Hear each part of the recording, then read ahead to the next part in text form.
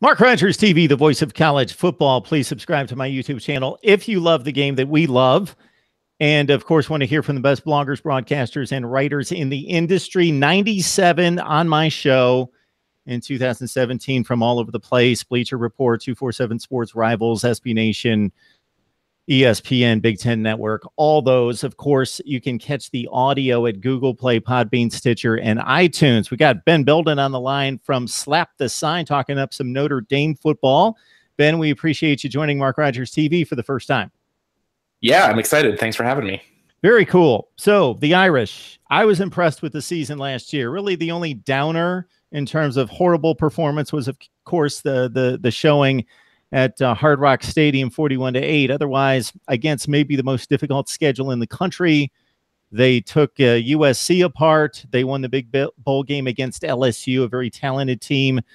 Your thoughts before we dive into 2018 to assess the program where it stands right now after 2017?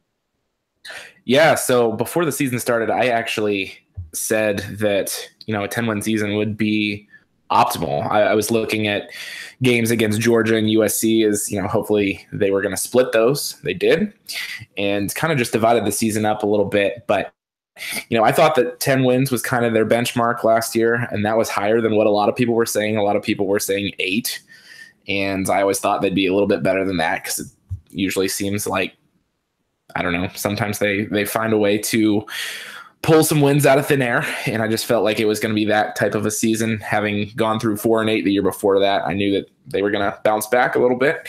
So overall, a good season. I think that right now, as Notre Dame fans, we're kind of just sitting there wondering whether, this 10-win type of thing is going to be like the new bad season or average season, or if it's going to be, where we top out. And that's really the big question mark going forward.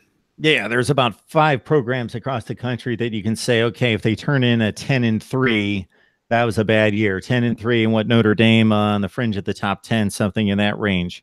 We got a quarterback competition here, Ben, with, of course, Brandon Wimbush, and we had heard so much about him and the talents and the dynamic playmaking ability that I did not expect that he would necessarily be in this position 1 year later fighting for his job. But Ian Book, despite some choppy play during the regular season, showed well in the clutch against LSU. So your thoughts about that battle?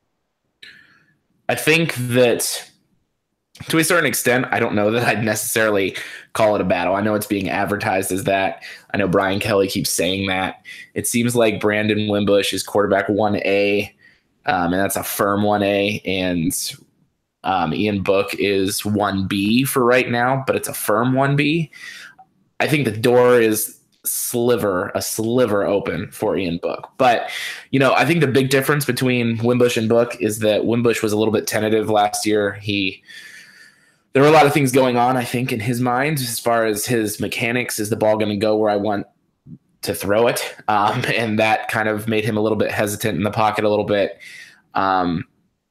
The talk from Coach Tom Rees, his quarterback coach, has been that there are different conversations being had when Wimbush comes off the field now about, they're having more high-level conversations. So it seems like mentally he's doing better with the offense and anticipating and throwing people open, which he couldn't do last year. On the flip side of that coin, to just talk about Ian Book for a second, Ian Book just kind of goes out there and lets it fly. And to a certain extent, that was really good for Notre Dame because, there were guys open that I'm sure Wimbush missed often. But ultimately, with his physical tools, putting everything together mentally and things, I think that Brandon Wimbush is and always has been the best option. If he can continue to not turn the ball over and he can put the ball where it needs to be, I think that he's going to build on a really solid year last year as far as, making plays. And he ran for a lot of yards last year, 14 touchdowns, which was a Notre Dame quarterback record. So I think that he's going to build on that. And I don't really see a situation, at least starting the year, that Wimbush is not the starter going into September 1st against Michigan. We're talking Notre Dame football with the Irish coming off a 10-3 campaign. We've got Ben Belden on the line from Slap the Sign. Of course, subscribe to my YouTube channel for the very best in college football coverage. All right, the offensive line, of course, makes it all happen. Made Josh Adams look really good most of the time. Had that rough game again at Miami, but besides that, put up plenty of points and yardage. Two of the top players at that position in the country move on to the NFL. Your thoughts about the offensive line and the state of the O-line? Yeah, so it's hard to replace 2 top 10 picks, that's for sure. So I don't think that there's any way that you could say that the offensive line is going to be as good as last year. However, that doesn't mean they're going to be bad either. Liam Eckenberg will take the left tackle position, and he's really going to be about the only newcomer because Notre Dame kind of they played 2 guys at right tackle a lot last year. So those guys are Robert Hainsey and Tommy Kramer. So Kramer's going to move into right guard, and the former right guard Alex Bars is going to shift to left guard to replace Quentin Nelson. Eichenberg's new at left tackle, and then they're back with Sam Mustipher at center. So really just one new face, one guy that didn't see very much action last year, and that's Eichenberg at left tackle. Alex Bars is going to be a really good he's going to be a really good offensive lineman. He's projected already as probably like a 1st or 2nd round pick. That obviously, I mean, plenty can change in that time period. Sort of the same goes for Sam Mustipher at center. He's going to be a really solid guy. So the offensive line should be good, I guess, for Notre Dame. They're going to be tested early with Michigan State's defensive line. We'll find out really quickly. Not Michigan State, Michigan's defensive line. And we'll find out a lot about them then. But right now, it seems like they're pretty set in their offensive line. They're going forward, and I'm optimistic about what they're going to be able to do based off of how they did last year. We've got Ben Belden on the line from Slap the Sign talking up Notre Dame football. And looking at your good-looking shirt there, Ben, I'm reminded of way back when, this is way before your time, when I started watching college football, and Notre Dame used to wear that Kelly green, all the time. And then after that, it was, of course, during the Jerry Faust era, they went to the dark blue, the navy blue, those very pristine uniforms. But they would break out the green once in a while. But it's been a long time since we've seen that. Is that the best looking uniform in college football? My son certainly thinks it is. I remember I was at Notre Dame USC in 2005, which people call the Bush Push game, where they came out for warm-ups in the blue. They went back in, and then they came back out in the green. And, it was a really sharp look. I think that was a 3:30 game, and kind of at Notre Dame Stadium with the twilight there in northern Indiana in the middle of October at 3:30. I was kind of high up and frankly couldn't tell that they were wearing green instead of blue until it got a little darker and the lights came on. And I don't know, you kind of realized a little bit that when they ran out, everyone's going crazy. It's like, why are they going especially nuts right now? And then people start saying, start whispering, are they wearing green? And they are. So it's a good look. The bad thing about it is that they haven't had a whole lot of success wearing that jersey in recent memory, kind of starting with that game. They wore it for a game against Navy not long ago, and they won the game. But it's been a little bit cursed, I suppose, if you could say, especially in big games. So I like the look, but I'm just the tiniest bit superstitious. So I don't know. We'll see. Maybe they'll break it out this year. Actually, I like the navy blue uniforms. I think they look really classy. They look great. They get confusing maybe when they're playing Navy, but besides that, it's a great look. And when you talk about seeing Notre Dame and USC on the same field, there are certain team matchups that just speak to me as a college football fan. Almost brings a tear to my eye, and one would be Notre Dame USC. When those two uniforms are on the same field, whether it be at the Coliseum or back in South Bend, USC, UCLA, the same thing. It just brings back memories of college football. Ohio State, Michigan. You can go down the line of a few matchups that just there's something about the look of those two teams on the same field that's pretty amazing. You need some receivers. Equanimous St. Brown's off to the NFL. Kevin Stefferson no longer part of the team. Who can we look out for there? Oh, I think we lost Ben Belden. Ben Belden joining us from Slap the Sign to talk Notre Dame football.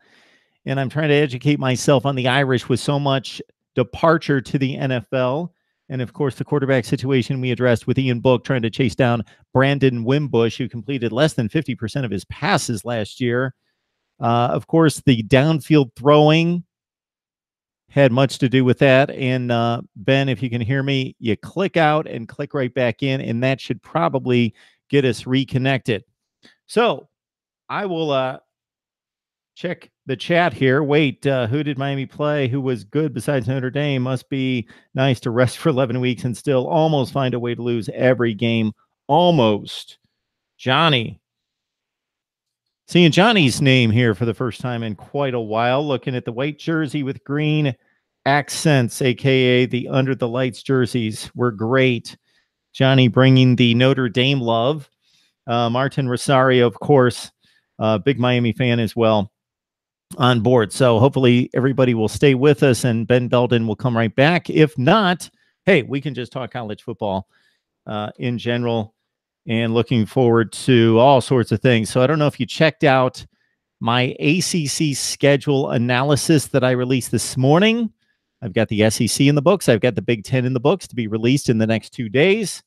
I let you know that basically it's unfair.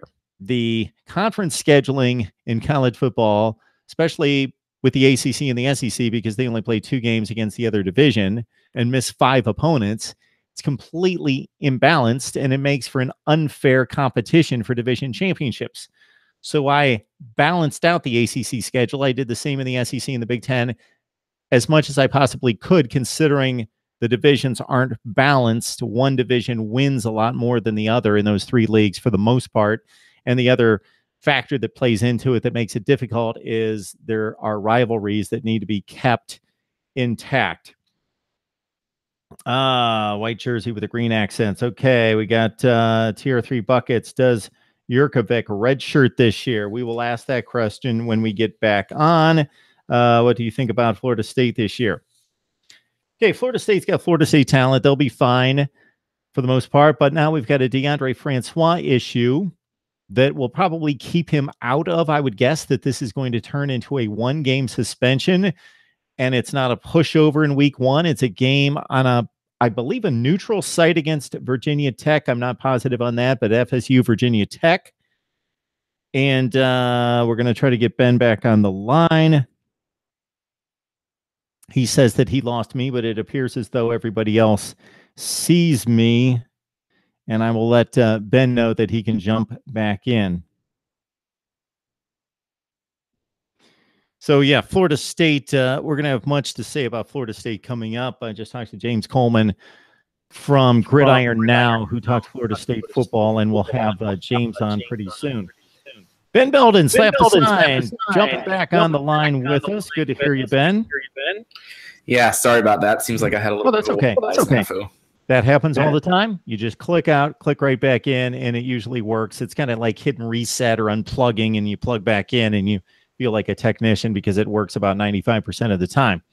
But Ben, there might be a slight echo, but I think we're good now. So where were we headed with this? We were talking about wide receivers. That's where we were going with that. I don't know if you heard my question.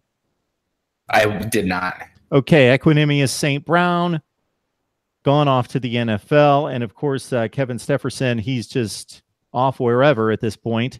You lost wide receivers. Your thoughts about what's coming back? That's kind of a question mark for Notre Dame a little bit, because they've got guys that have seemingly a lot of talent, a lot of physical tools, some size, but guys that haven't caught a lot of balls. A lot of that had to do with quarterback play last year. But nonetheless, some guys that there are some questions about. Those guys are Miles Boykin, who made the really big catch that everyone likes to talk about in the Citrus Bowl against LSU. We've got Chase Claypool, who is a really, I don't know, he's a tantalizing prospect. He's from Canada. He's an interesting guy, a guy that Brian Kelly keeps talking about how his ceiling is very high, but he hasn't reached that ceiling yet. Those are 2 guys, and they both stand probably above 6'3", 6'4". And then you got Alize Mack, the tight end, who I know we're asking about wide receivers here, but he's a pass catcher, so he's almost more of a wide receiver to me, but he will line up in line. He's bulked up quite a bit. And then bevy of guys at the slot position. Chris Fink, who's been around forever, seems to just catch everything, but isn't the, I don't know, he's size-wise, he's not the most. Hopefully, we've got Ben still on the line, and maybe he'll notice here in the next few seconds that we've lost him, and he will click back in. All right, we've got a Jimmy Johnson reference from Dennis Wilson. All right, from 1988. So, of course, the Irish won that one in dramatic fashion, one of the great games in college football history, 31-30. Miami got their revenge. That's not known by as many people, 27-10 at the Orange Bowl the next year. And then we've seen the rivalry somewhat renewed with this Notre Dame crossing into the ACC in recent years. Irish won it during that awful 4-8 campaign 2 years ago in overtime. But, of course, Miami just lambasted the Irish 41-8.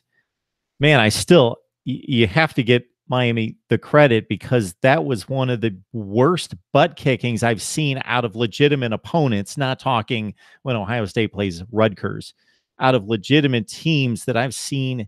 41-8 doesn't describe the dominance at the line of scrimmage that Miami experienced in that game. And Notre Dame showed the rest of the year that they were a really, really good team. And I would say, if all we had to go on was what happened the rest of the year, what Miami did and what Notre Dame did, I would say Notre Dame was a better team than Miami. I know I got a lot of Canes fans watching me, but based on the rest of the sample size, Notre Dame was a better team. But that night, no question, it was a blowout. All right, I think we're back with Ben in the wide receiver talk. I don't know where we stood there, but you can run it down for us, Ben. Yeah, so I think that, with the guys that they have, whether that's Miles Boykin, Chase Claypool, Jafar Armstrong, Avery Davis, those guys, Chris Fink, I think Notre Dame's got a handful of guys. I didn't even talk about Michael Young, who was a freshman last year, who caught a lot of balls, caught a big touchdown pass in that Citrus Bowl game. He'll be a candidate to be one of the top guys outside. They've got a handful of guys, a good rotation of guys that they're going to play at those positions. And I think just, playmakers that's the bottom line. They're going to have some playmakers on offense, and they'll ride the hot hand, I would imagine. So I know that Notre Dame was a much stronger, more physically enduring team through the games last season than what we saw in getting worn out and just run all over the field on defense in 2016. The strength and conditioning improved considerably, and most of that was seen on the defensive side of the ball. So you got a new defensive coordinator. You lose Mike Elko to Texas A&M.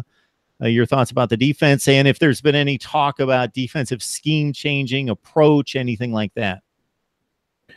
They're going to stick with the same scheme mostly. Clark Lee has been Mike Elko's linebackers coach for many, many years. So they're going to stick with that scheme and go from there. They're still going to use that rover position. The person who's playing the rover is going to be different. Last year it was Drew Tranquil, who has since moved inside to play inside linebacker, kind of like the weak side inside linebacker position that Notre Dame calls the buck. As far as, the strength and conditioning that you mentioned, I think that the thing that I've continually heard, the thing that people have said often, is that you see those results best in year 2 of a strength and conditioning program. There were a lot of guys last year, freshmen, that played for Notre Dame that really didn't get a ton of time in the conditioning program, because a lot of that happens over the summer, and many of them weren't on campus yet, or weren't on campus until later. So I think that all of that put together is going to amount to a Notre Dame defense that's going to be much improved. And from 2016, really, and even improved from 2017, because Notre Dame safeties last year were probably the weak spot on their team. And now they've got 5 or 6 guys that on rotation can make a pretty good safety group for the Irish and Clark Lee's defense there. Yeah, Drew Tranquil, as you mentioned, going to the Buck linebackers, a 5th-year senior, racked up 85 total tackles last year with 10.5 tackles for loss and 1.5 sacks. And he also had an interception and 3 pass breaks up, 3 forced fumbles as well. Got Ben Belden on the line from Slap the Sign to talk up Notre Dame football. Ben, as you go through, whether it be looking at the recruiting from this past year, or maybe somebody that redshirted from the previous year, or maybe somebody that's been on special teams, and the terminology that comes into play this time of year is breakout player. Who's going to be a breakout player? And for me, that's either somebody that we have no idea who they are. They've been on special teams, they've been a red shirt, whatever, and they suddenly are needed typically, and they've got to play, and they take off. Or it's somebody that's already a starter, they're a good player, but then they become a national player. Anybody out there that you really like to take the next step on either side of the ball? One guy that immediately comes to mind is Alohi Gilman. He's a safety. He's a transfer from Navy. He had to sit out last year. He is going to be a guy I mentioned in my last answer that the safety group for Notre Dame last year left a little bit to be desired. Alohi Gilman's going to be a guy that comes in and, just from watching him a little bit, clips in spring practice and then watching the spring game, he's a guy that he's got, the old cliche nose for the football, and that's legitimate when it comes to him. He seems to always be around the play. He's got good football instincts. He's really smart, really athletic. Brian Kelly said a lot last year that, when he was playing scout team defense, they had to almost tell him to tone it down a little bit because he was making the offense look a little bit bad. So he's going to be a guy to keep an eye on. It'll be interesting to see how much he plays because Notre Dame has some freshmen coming in that are going to challenge for positions at the safety position. And so we'll see how they use him. And then another guy on offense, maybe to keep a look at, is Jameer Smith. He's an early enrollee freshman. He is going to be probably thrust into action pretty early, having, Notre Dame lost Josh Adams. They dismissed CJ Holmes and Deion McIntosh at the running back position. So they're really only left with Dexter Williams and Tony Jones Jr. as people who got any carries from that position last year. He's a bigger back. He's probably going to get some short yardage carries, and, we'll see. Running back for Notre Dame last year was a position where they battled some health issues as well. So especially Dexter Williams missed a couple games with some nagging injuries and whatnot. So I think that's a guy that will have a really solid freshman year in South Bend. Gilman, 6 foot, 180 out of Utah. And we got Jameer Smith, as mentioned by Ben, 6 foot flat, 205, coming out in the 2018 recruiting class from Sanford, North Carolina, Lee County High School, the 38th ranked running back, 26th rated prospect, according to the 247 composite. All right, Ben, I don't know if you've checked out the schedule for Notre Dame, but it's always brutal. It's that typical ACC roundabout, and I could pull it up here and give it some thought and let you run it down for us and whatever thoughts you do have. And when we talked about classic games just a few minutes ago, we brought up Michigan, of course, being the opener, and that's as good as it gets for me, Michigan, Notre Dame on opening night. But obviously it's all about Notre Dame right now and getting set for the season, regardless of who else is on the field. But have you peeked ahead thinking, hey, how do we navigate this schedule to get ourselves into a playoff? Oh, absolutely. I actually wrote an article, a week or two ago, that Notre Dame actually didn't do themselves a whole lot of justice, a whole lot of good when they scheduled this the way they did. They opened the year with 3 straight home games, Michigan, Ball State, Vanderbilt. And then they go away to Wake Forest, and you think to yourself, at worst, they're going to be 3-1, maybe losing to Michigan opening week. But I don't know. I think Notre Dame's the better football team, but the better football team doesn't always win. So, but then you got Stanford last weekend of September. And then things start to get really, really dicey for Notre Dame. Not necessarily, there are some good opponents, but it gets dicey for another reason as well. They go to Virginia Tech, which is probably one of the more difficult places to play in college football. They've got Pittsburgh, and then the last 5 weeks of the season, they've got Navy, but they play them in San Diego. They come back to the Midwest to go to Northwestern, then they play Florida State. Then they go to New York City to play a scheduled home game in their Shamrock Series game as a neutral site at Yankee Stadium. And then, if to make matters worse, they fly all the way back to the other side of the country to go to USC to wrap up their season. So, I don't know. To sum all of that up, they play 1 home game in October, 1 home game in November.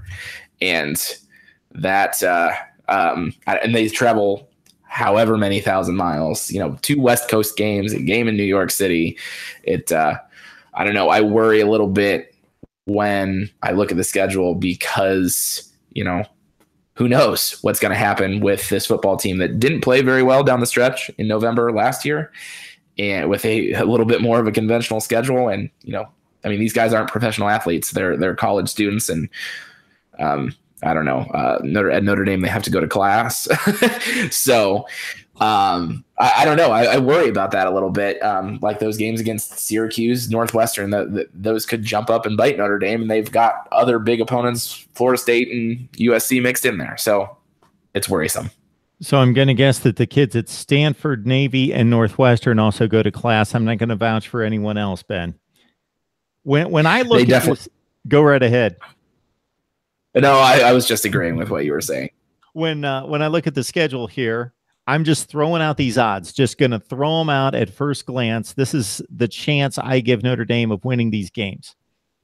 And again, obviously, we're talking 5 months away. Then we're talking November games after guys get hurt and teams change and the whole deal. Right this second, first glance, Michigan at home, I think, is a 60-40 proposition for the Irish.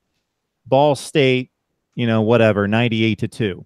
98% chance you win that game, if not better than that. Vanderbilt at home, 85-90% Notre Dame win there. Wake Forest is tricky on the road. They lose their quarterback. They lose one of their best receivers. But Wake Forest is a pretty good football program that won a bowl game over Texas A&M last year. On the road at Wake, I'm going to say 75-25 Notre Dame. Stanford at home, obviously, you lost that game, even though I thought you were better than Stanford last year. You get the home game against Stanford. I'm going to go 65-35 Irish. At Virginia Tech, like you mentioned, that's a tricky one. And Notre Dame should be the better team. I'll go 55-45 because that is an extremely difficult place to play, as you mentioned, Lane Stadium. Pitt at home, that should be 85-15, although Pitt should be a little bit better. They found their quarterback at the end of last season. Off week, Navy at San Diego. Tricky. Navy's going to put up a fight. Notre Dame, much more talented. I don't know, 85-15 there. At Northwestern, okay, Pat Fitzgerald had an excellent team this past year. He loses some talent to the NFL and to graduation. Of course, their roster isn't nearly as stacked as what their record is, but they somehow win those 9 or 10 games. I'm going to say on the road, I'm going to say Notre Dame wins 65-35, something in that range. Florida State at home. Difficult game, Florida State. Notre Dame wins that 65% of the time. Syracuse, Yankee Stadium, Notre Dame wins that 85 or 90% of the time. And at USC, well, that USC team, they don't have a quarterback right now, but by game 12, they should have that guy in place, and he should be pretty darn good if he wins a 3-way competition, and it's probably going to be JT Daniels. So I say at USC, 50-50 right there. I think Notre Dame's better, but on the road, going all the way across the country against a talented roster. So that's my first glance, Ben, but who knows?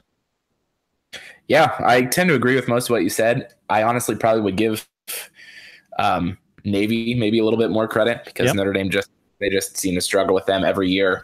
And obviously Navy's the type of game that if you don't play an efficient game offensively, they're going to take up, 7 minutes with every drive that they have, whether they score or not. And that's trouble if you're, struggling a little bit offensively because you got to do a lot with a little, I guess, as far as possessions are concerned. So that always concerns me as well. Before I let you go, Ben, I don't see anything specifically on the chat directed toward Notre Dame. People have taken off on their own conversations, as you can imagine. But we will certainly tweet this out and get some Notre Dame fans to comment. Man, I wanted to ask you about, I've lost my train of thought. I had a question there somewhere. Let's see what we got here. Martin writes, Alabama too. Well, yeah. The Alabama series is coming up, and I know you have no idea who's going to be on the field, how good they're going to be, but it's got to be somewhat exciting, a little scary at the same time to sign up for the Crimson Tide. Yeah, it's that'll be interesting. I think that's, what is that, 28, 29? I think that they're playing those. Oh, is it that late? Yeah. So the funny thing that I saw somebody tweet the other day was that the kids that'll be, neither of the coaches probably will be there, especially Brian Kelly. You never know with Saban. He's a little bit of a different animal. But And most of the people that are playing in that game are in like 4th or 5th grade right now. So that's kind of funny. But yeah, I've always, Notre Dame has some really interesting games on the schedule in the next 5 to 10 years. They've got a home and home with Ohio State even before that.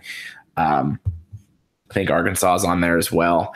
But yeah, I always give a lot of respect to the SEC teams that'll come to the North to play teams, especially in like a true road game. I give a lot of respect to Georgia for doing it last year, and Notre Dame doesn't play Georgia this next year, but they play the year after that. To interrupt, but that's probably where your respect would stop right there. That's been it for the SEC. They don't travel. That's it. Now, maybe with some of this pressure from the college football playoff, they're thinking they need to do that. Alabama's done it a couple times to Penn State, but it's taken them like 30 years.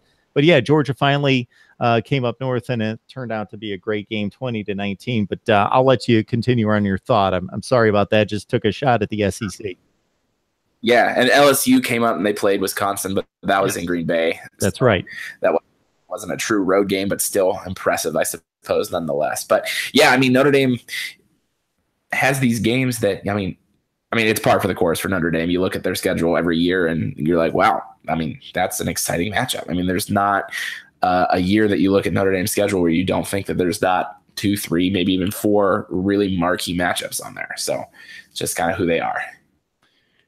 Notre Dame football talk with Ben Belden. You can join him on Slap the Sign and check out the coverage on the Irish. Ben, we appreciate you jumping on board for the very first time. Hopefully you can come back.